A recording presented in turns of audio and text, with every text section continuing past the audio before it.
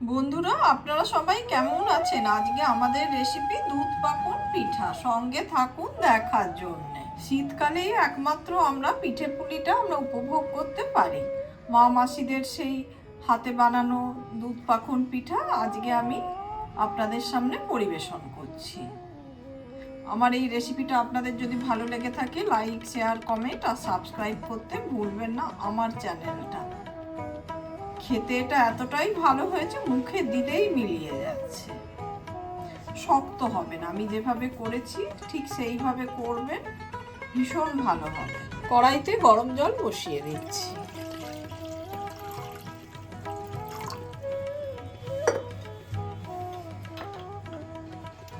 নুন দিয়ে দিলাম।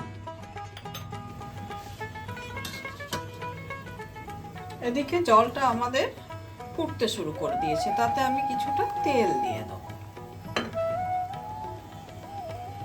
এবার আমি চালের গুঁড়ি দিয়ে দিচ্ছি আর সেই সঙ্গে ময়দা দিয়ে দিচ্ছি। দুটো মিলিয়ে করলে খেতে কিন্তু বেশি ভালো হবে, তাহলে পিঠেটা অনেক নরম হবে।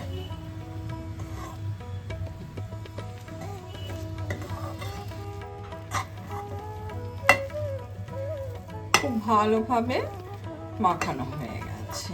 এবার এটাকে আমি ঢাকা দিয়ে 10 মিনিটের জন্য রেস্টে রেখে দেবো। তারপরে কিছুটা ঠান্ডা হলে হাতে করে থেসে নেব।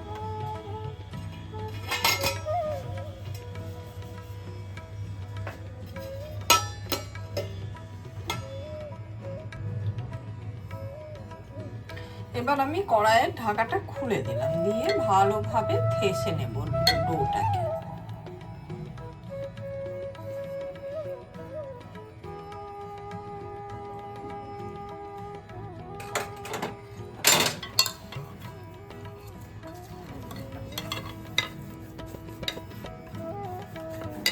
ডোটা থেকে সম মাপে বেশ কিছু লেচি আমি কেটে নেব।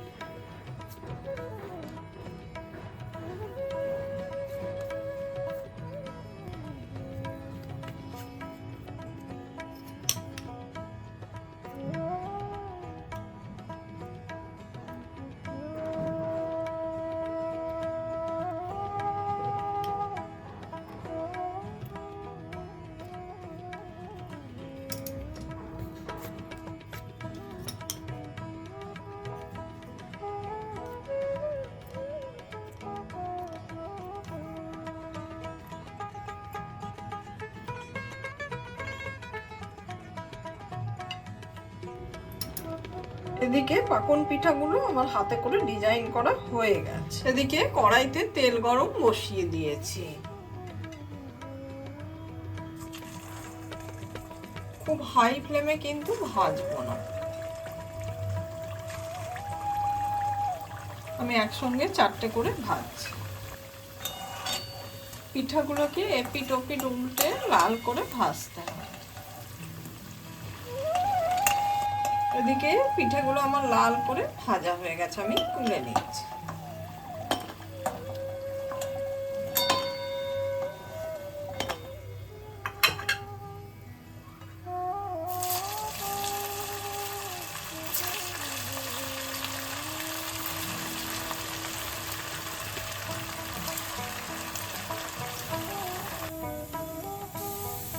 এদিকে সমস্ত পিঠেগুলো আমার ভাজা হয়ে গেছে, আর এদিকে আমি দুধটাকেও ঘন করছি, তাতে এবার চিনি দিয়ে দিচ্ছি।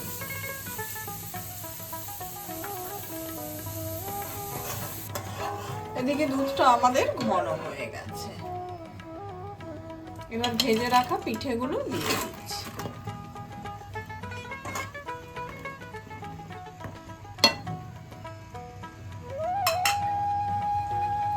এবার আমি ছোট এলাচ থেতো করে রেখেছি, সেটা দিয়ে দিলাম।